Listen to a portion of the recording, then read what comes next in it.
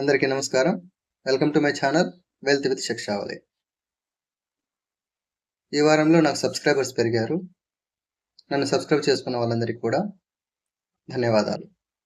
నన్ను ఇలాగే ఎంకరేజ్ చేస్తూ ఉండాలని కోరుకుంటున్నాను. చాలామందికి సేవింగ్స్ అకౌంట్కి పెట్టుబడికి తేడా తెలియకుండా ఉన్నారు. వాళ్ళ గురించే ఈ వీడియో. సేవింగ్స్కి పెట్టుబడికి తేడా ఏంటి? సేవింగ్స్ మంచిదా, పెట్టుబడి మంచిదా అనేది చెప్తాం.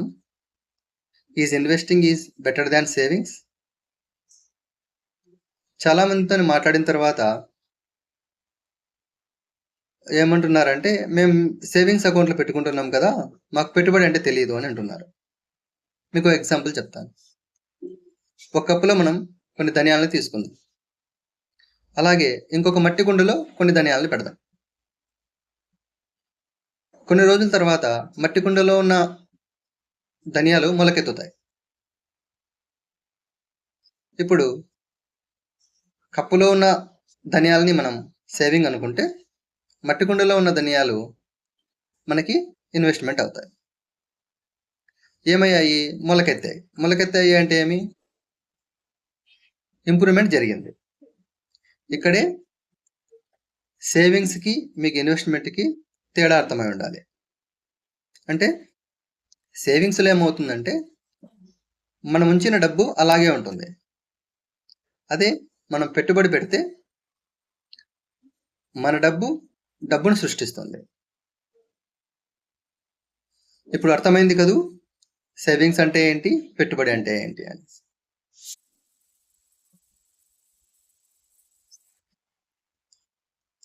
అందుకే మనం మ్యూచువల్ ఫండ్స్లో ఇన్వెస్ట్మెంట్ చేద్దాం. ఎందుకంటే మ్యూచువల్ ఫండ్స్ సహీ హై.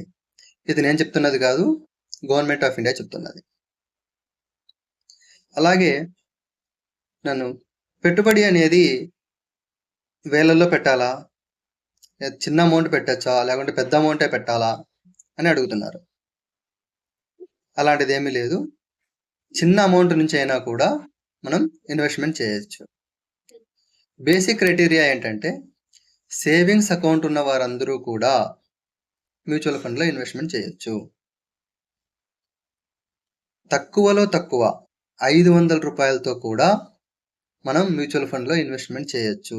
అది క్రమమైన పద్ధతిలో. దీనిని సిప్ అని అంటారు. సిప్ అనగా సిస్టమాటిక్ ఇన్వెస్ట్మెంట్ ప్లాన్.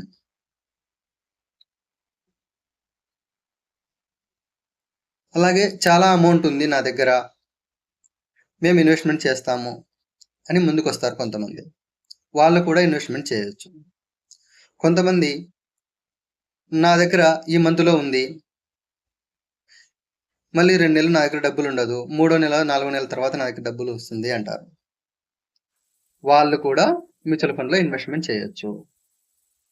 దీనివల్ల ఏమవుతుందంటే, మనం ఎప్పుడైతే బై చేస్తూ ఉంటామో మనకి యూనిట్స్ కాస్ట్ ఆఫ్ యావరేజింగ్ అని చెప్పి ఒక ప్రాసెస్ ఉంటుంది. ఆ కాస్ట్ యావరేజింగ్ అవుతూ ఉంటుంది అన్నమాట.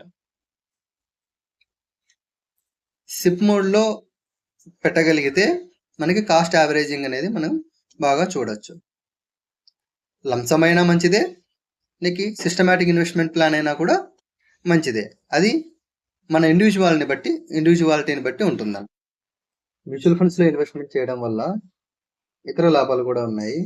ఏంటంటే, 1 ఈజీగా ట్రాన్సాక్షన్ చేసుకోవచ్చు. 2 ఫుల్ ట్రాన్స్పరెన్సీగా ఉంటుంది. మన అమౌంట్ ఎంత ఇంక్రీజ్ అయింది, ఏమైనా తగ్గిందా, ఎలా ఉంది అనేది కూడా మనం చూసుకోవడానికి ఈజీగా ఉంటుంది. 3వది వచ్చేసి, మనం ఇన్వెస్ట్మెంట్ చేసిన అమౌంట్కి ఫండ్ మేనేజర్స్ అనేది కొంతమంది ఉంటారు. వాళ్ళు మన అమౌంట్ని ఇన్వెస్ట్మెంట్ చేసి మన డబ్బును ఇంక్రీజ్ చేస్తూ ఉంటారు. 4 లిక్విడిటీ ఎక్కువ. అంటే ఇప్పుడు మనం మ్యూచువల్ ఫండ్కి రియల్ ఎస్టేట్కి చెక్ చేసుకున్నాం అనుకోండి. రియల్ ఎస్టేట్లో ఏమవుతుంది, మనం ఏదైనా ల్యాండ్ అమ్మాలంటేనా ఇట్ విల్ టేక్ టైం. అది నెల పట్టచ్చు, 2 నెలలు పట్టచ్చు, 4 నెలలు పట్టచ్చు. లేదు, మార్కెట్ డౌన్లో ఉన్నప్పుడు అమ్మను కూడా మనం అమ్మలేకపోవు. కానీ మ్యూచువల్ ఫండ్స్ అలా కాదు. మనకి ఏ రోజు కావాలంటే కూడా ఆ రోజు మనం విత్‌డ్రావల్ కొట్టొచ్చు. వీలైతే అదే రోజే మనకి అమౌంట్ మనకి సేవింగ్స్ అకౌంట్‌లో పడుతుంది. లేదంటేనా ఒక రోజు తర్వాత అయినా కూడా మన అమౌంట్ మన అకౌంట్‌లో పడిపోతుంది. నా కంటెంట్ మీకు నచ్చినట్లయితే నా ఛానల్‌ని సబ్స్క్రైబ్ చేసుకోండి.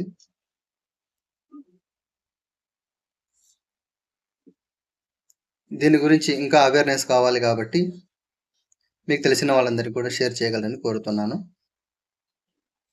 ఎవరైనా ఇన్వెస్ట్‌మెంట్ చేయాలనుకుంటే సిప్ మోడ్‌లో ఇన్వెస్ట్‌మెంట్ చేయాలనుకుంటే కామెంట్‌లో SIP అని చెప్పి టైప్ చేయండి. Thank you so much.